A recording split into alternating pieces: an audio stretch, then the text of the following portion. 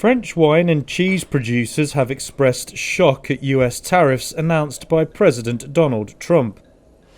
He unveiled a 10% minimum tariff this week on most goods imported to the US, with a higher 20% rate for the European Union.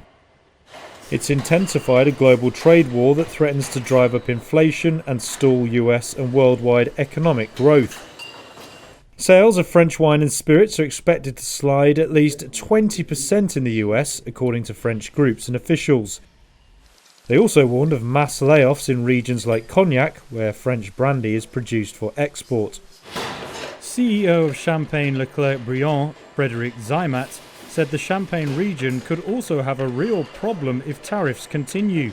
That would be the end of the US market, and the problem is the American market for the whole of the Champagne region is 25 to 30 million bottles a year. So is there a backup solution for selling 25 to 30 million bottles elsewhere in the world which weren't going to the United States? I don't think so.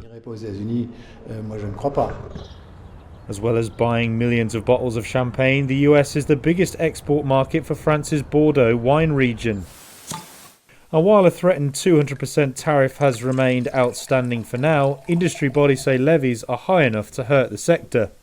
Also, the US market for French dairy products, including cheese, has doubled in the last 15 years. That's according to François-Xavier Houard, head of the French dairy lobby group FNIL.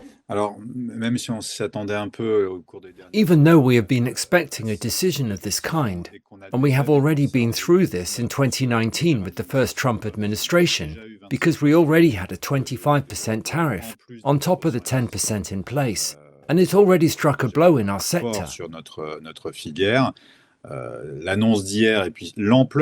extent of the countries and products impacted are really a shock to the food sector, and dairy in particular, and French dairy producers.